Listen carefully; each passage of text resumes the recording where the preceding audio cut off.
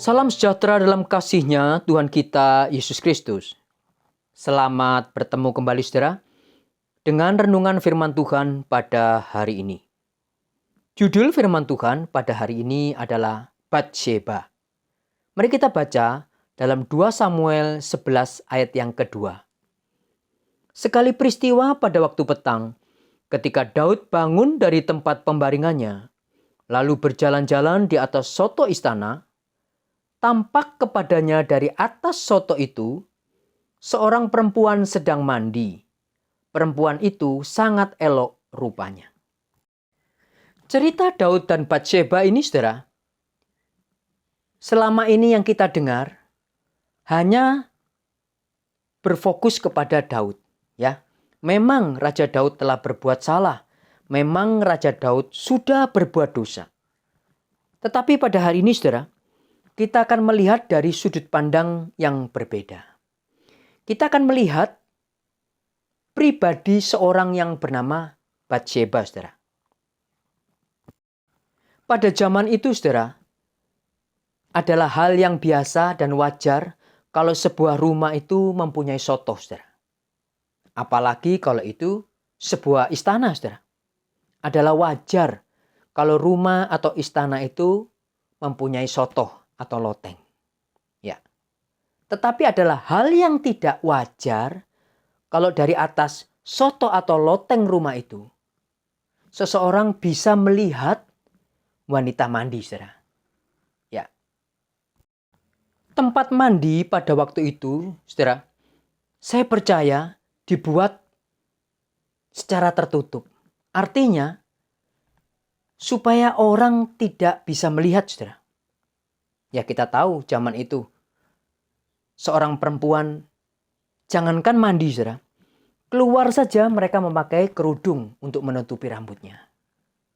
Ya, kecuali memang perempuan itu dia ingin ada orang yang melihat saat dia mandi.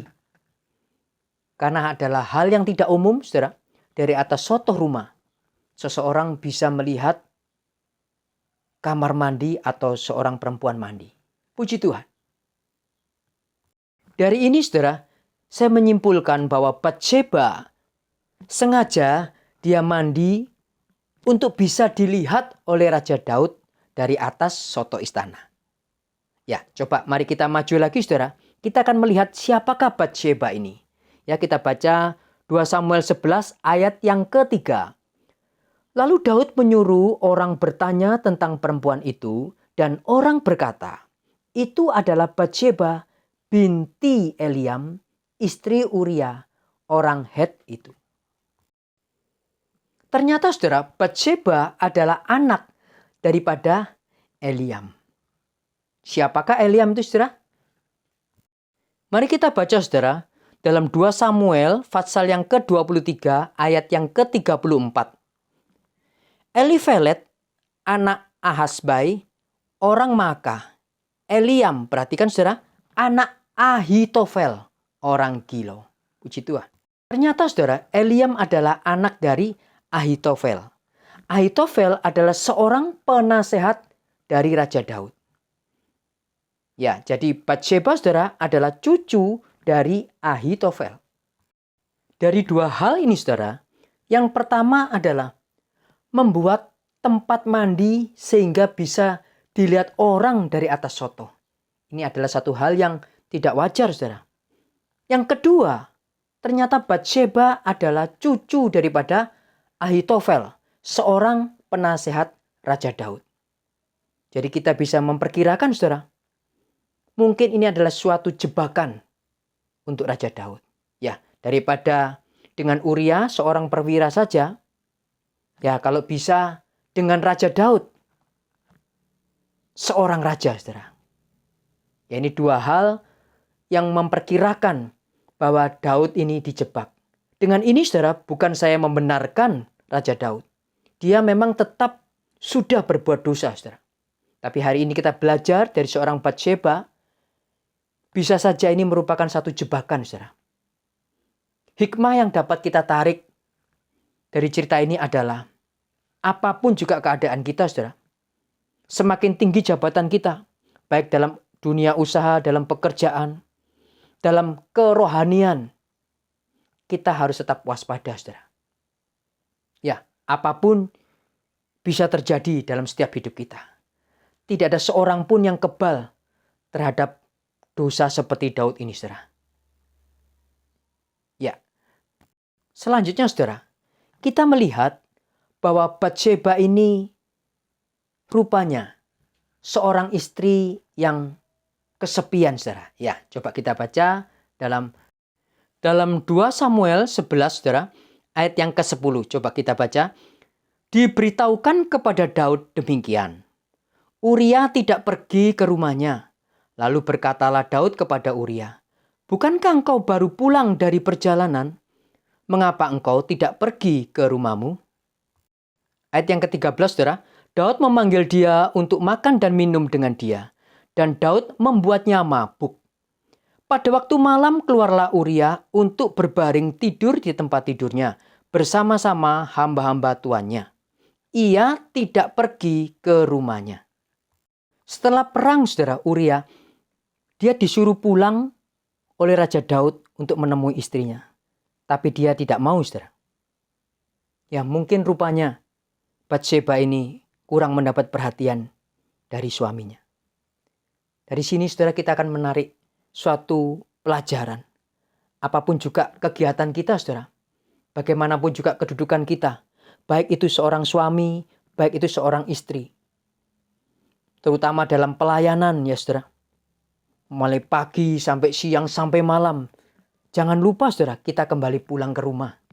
Kita harus memperhatikan istri kita. Kita harus memperhatikan suami kita. Ya, mungkin anak-anak sudah dewasa, besar semua ya. Tapi kita tetap mempunyai tanggung jawab, saudara. Memperhatikan suami kita, istri kita. Puji Tuhan. Dari cerita ini, saudara, kita mengambil satu hikmah. Yang pertama, kita harus tetap berhati-hati, berjaga-jaga menghadapi segala jebakan mungkin, ya, pencobaan, bagaimanapun juga. Semakin tinggi kedudukan kita, maka semakin sulit yang akan kita hadapi. Kedua, kita bagaimanapun sibuknya kita dalam pekerjaan kita, dalam pelayanan kita harus tetap memperhatikan pasangan hidup kita.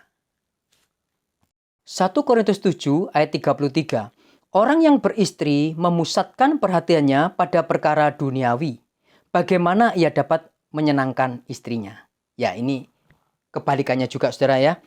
Orang yang bersuami, dia juga memusatkan perhatiannya kepada suaminya. Bagaimana dia dapat menyenangkan suaminya? Ya, kiranya Tuhan memberkati kita semuanya, saudara. Puji Tuhan. Kiranya Tuhan berkenan memberkati rumah keluargaku. Apa yang telah Tuhan berkati,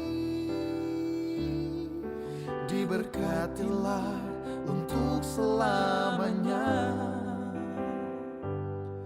Sebab Tuhan melindungi, Tuhan menyinari dengan wajah-Nya,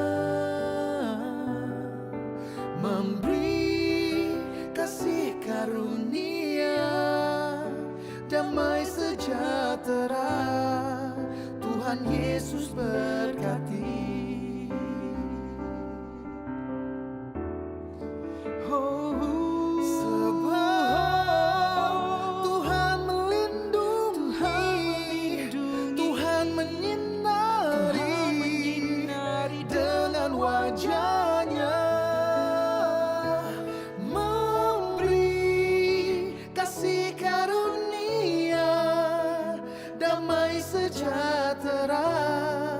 Tuhan Yesus berkati,